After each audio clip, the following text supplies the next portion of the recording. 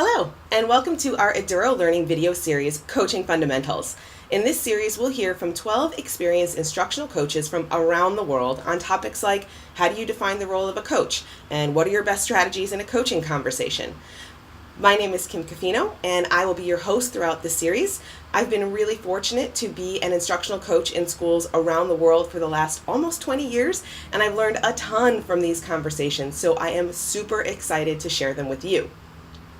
If you like this format, hearing from lots of different perspectives on a single topic, please give this video a thumbs up and subscribe to our channel to get all 12 videos in the series. Turn on notifications to find out when we're live on YouTube and to be the first to see the next installment. Have questions about instructional coaching, or would you like to see a specific video series related to anything about education and technology? Leave us a comment below and let us know. Want to see even more instructional coaching resources after you've watched this series? Head on over to our website to check out our free resources, more videos, and online courses about teaching and learning and coaching in the digital world. Today, our panel of coaches is going to share the best advice that they have for you moving into a coaching role. You'll see that they come at this advice from all different angles. There are some similarities and some differences. Hopefully there will be a tidbit here and there that you can take and apply in your setting. I've been saying this for a while now. I've been calling it the coach mantra.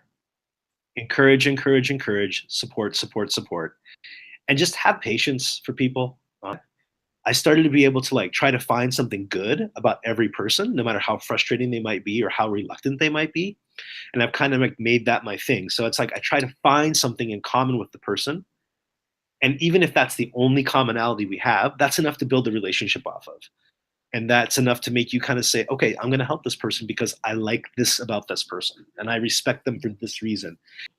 On a personal level, as opposed to a professional level, one of the things I've learned is when to coach and when not to coach. So the personal example that I could give you is with my own children. And sometimes one of them has come to me with an issue. For example, my son came once about a woman that he works for who he was actually in charge of, but she was in her 40s and she always arrived late because she was a mother with young children and she also wanted to leave early to get her kids. And I went straight into the coaching model with him because I thought, oh, it's a problem. I can do a problem resolving conversation. And actually that as a mother wasn't really the right response. I would have been better being a mom in that situation. And so I think one of the things that I've had to think about is, although I'm really enthusiastic about coaching, there's other relationships outside of the coaching relationship that I actually feel I need to be nurturing in a different way. And that, in fact, some of the skills I've learned as a coach can be applied in personal and family relationships and other ones cannot. And it's a matter of, knowing which one to use at that time. So after that conversation with my son, which I did over Skype, the following day I thought about it and I thought, that wasn't really what he needed. He phoned his mum to get something else, not a coaching conversation. So then I phoned him back and I was the mum. Okay, well, I would the advice that I give a new coach is definitely start with relationships, the advice that I got, and that closed doors are hard to open. That is really important. Again, things that we've talked about, everyone can use a coach no matter where they are. So your job is to move them forward. I'd also definitely talk about coaching light versus coaching heavy. There are times that you're going to have to say no. You can't just be this person who's pleasing people all the time. One of the other big things is always work to improve your craft. I don't know, one of the things about me, I love learning. So I'm reading things where we have meetings once a week where we actually do coaching conversations and we practice that. Reading books, whatever it is, book clubs, all those sort of things are really important. Another piece of advice I give is that it takes time. Sometimes it takes years. We're trying something and it's it feels like nothing's happening. But when you look back and say, actually, 2 years ago, this was totally different. It really has changed. And not everyone's going to be at the same place at the same time. You're going to have to differentiate your coaching just like teachers have to differentiate for their students in the classroom. So you may have to start slow with new initiatives. That's also another really big point, because if you're just sort of, this is what we're going to do, we're ramming it down everyone's throat. We started with Seesaw, we started slow. We started it to be a chance for people to opt in. and you didn't have to do it. There was going to be, in a year, we're going to do it. Everyone's going to have to, but people could opt in, and that choice sort of empowered those people. I would definitely, another big piece of advice is that, find your mentors, find your willing participants, and start working with them. Try things out with them before you share with a wider audience. Create those resource materials. That's really important. Creating exemplars, that is really, I feel that people really appreciate that it's made for their context. Another piece of advice that I give is teachers don't have to be the experts at everything. I think sometimes they feel like, especially with technology, it's like, I don't know everything about iMovie, the ins and the outs. I don't. Or on the other hand, sometimes teachers will say, well, the students know, I'll let them teach it. And it's like, no, there has to be a balance. You can't just be, oh, hands off, I don't know about it. You have to help those teachers. You want the teachers to create samples of their own work. If they're going to use something, have them use it. Get them to try it. Give them time to try it. Get into their meetings or get into work with them. I think also one of the things, Sean Kirkwood taught me this, if you're working with a new tool or a new app, I love this sort of, it's like, don't steal the fun away from them. Don't steal the ability to find something new away from students. And so here's a new app or here's a new tool. You've got 5 minutes to play. Do whatever you want, have a play. But then you can give them, oh, by the way, I've got 3 challenges though. Who can find out how to do these 3 things? And oftentimes those 3 things are the crucial things you need to be able to use in this app. So it might be something like importing a video or export, whatever it is. But then you can come back to the team and everyone come back to and you use those students. Okay, who figured out how to do this? And they can show it. So now all those students have had a chance to play. They've seen the 3 main things they need to do. iMovie can do 100 things, but they just need to be able to do these 3. And now they can go use it. You don't have to know everything. When you're working with the willing, others will follow. I guess, I've sort of mentioned that before, but I think that's really, I've seen that. And just because I'm excited about something doesn't mean that other people are going to be excited about it. But using your experts also is really important outside of school. Use your PLN. I think if I bring somebody in and they talk about something, we've talked about this before, and I've been saying the same thing for years, and they're like, Dave, have you seen this? What a great idea. Yes, it's a great idea. I won't say that we've been talking about it for a while, but it's a great idea. And I think the thing I mentioned before was being a champion for your teachers, sharing their ideas. I think that's really, they get to see, wow, yeah, actually this is kind of cool. And there are other people out there. And now I can start sharing and learning. And that whole obvious to you, amazing to others idea is really important. So the advice I'd give new coaches is the same advice my principal gave me, and that is be a good time manager. Manage your time well. Give yourself time for doing research, for checking social media. I mean, that seems trivial, but if you get going in your coaching day, you will not stop to check Twitter and learn something new or share something on Twitter. That was one thing that I really struggled to do, is reflect and document. And so really just thinking out your week strategically and putting time in for lunch and those things that we always leave out. So the quiet time to reflect, the time that you need to prepare a resource for a teacher.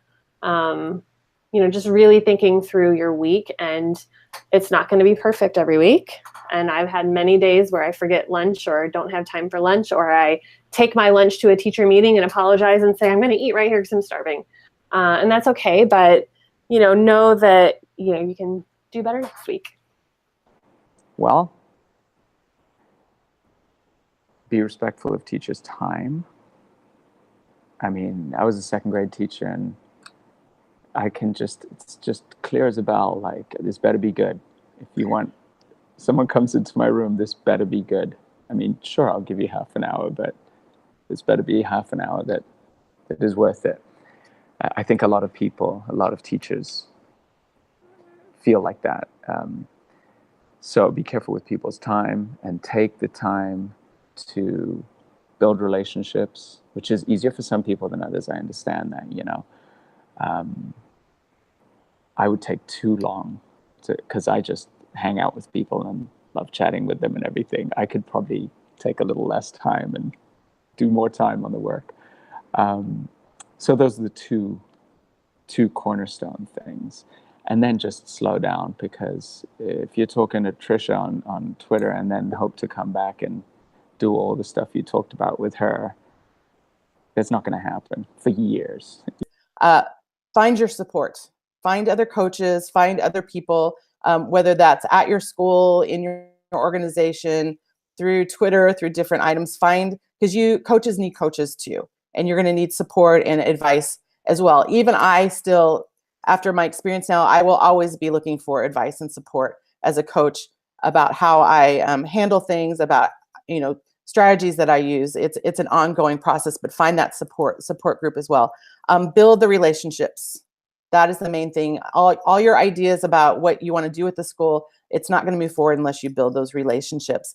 And connected to finding that your support network it's going to be a constant work in progress. So don't expect to be this expert coach even after multiple trainings. I feel like this is an ongoing work in progress for me. And so you need to be okay with that you're constantly building your craft and building your experiences and strategies in what you do. I think the advice that I would give a new coach is to focus on coaching and not consulting. And I think that advice comes with a couple of subpoints. When you're consulting, you're often giving answers, which makes you seem a little bit more like a know-it-all, which sometimes people need. They need an answer. But my point would be that consulting comes really easy. People will approach you, ask you questions, and sometimes it's a 2-minute conversation, and you walk away feeling like, yeah, I just helped get them going in the right direction, and you did. But that wasn't hard. Coaching is harder than consulting, and so that's why I think you need to focus on it. You need to get people to believe that having reflective conversations with a coach will help them and help their students to learn, and that can be a difficult thing in a school culture. And getting people to find time. Consulting doesn't take any time on your part, so you don't even have to plan for it. People will approach you. The willing will approach you. And some of them will schedule, 2 weeks with you to do this thing together, and some will schedule 2 minutes, and some will not schedule at all, and they'll just catch you in the hallway and get what they need. Coaching takes time. It takes more effort. It's a cycle. And so when you start your new role as a coach, focus on the coaching. The consulting will come easily. I really want any new coach to remember that there are two sides to best practice. And when you internalize that phrase, you truly are more open-minded, and you can understand better the people that you're working with, even when they're yelling at you. And that, in that sense, that at the end of the day, we're all trying to do what's best for the kids. So it kind of keeps you from getting heated a lot of times. Two sides to best practice, people. My best advice for new coaches is, it's not about you being an awesome teacher. Coaching is something that's a completely different skill set. And so, read up on it. There's cognitive coaching courses.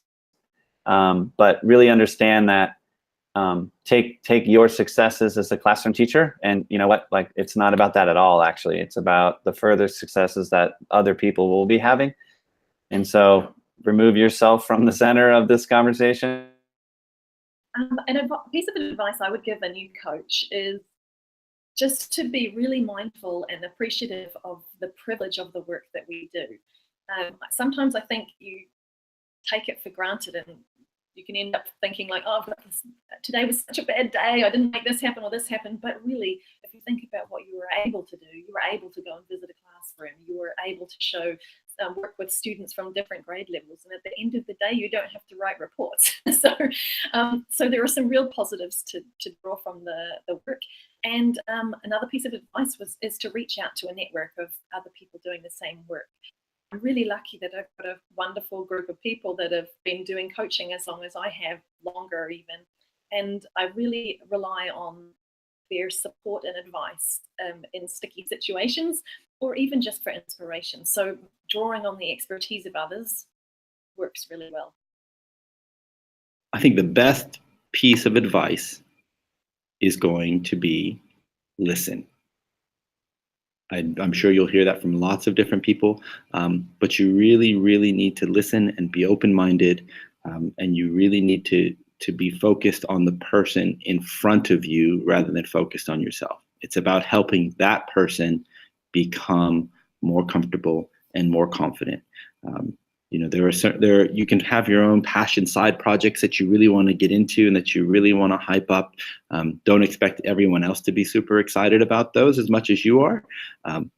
But when you're sitting in front of your, grade 11 social studies teacher or your grade 7 math teacher, it's really about listening to what it is that they are trying to achieve and how you can help them achieve that. I think about it the way that you would think about gardening. You don't want to overwater the garden.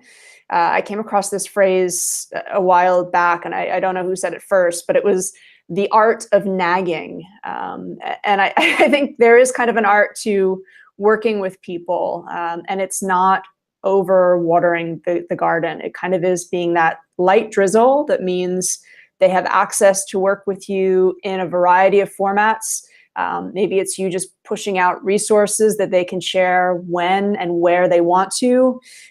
Maybe it's you being in different physical locations around the campus, but it's that light drizzle. It's not that I'm going to go talk to that person again. I'm going to send them 3 more emails this week. Again, just take care of it. Your teachers are kind of that garden that's already thriving. You don't need to just pool the water on top of it. Just light drizzle of support. So much great advice from our coaches about your role as a coach in a school. Hopefully there was something there that was relevant and useful and practical for you. If you enjoyed this video and you'd like to check out more coaching and teaching and parenting in the digital age resources, please head over to our website, edurolearning.com, to see all the great stuff we have to offer. See you in the next video.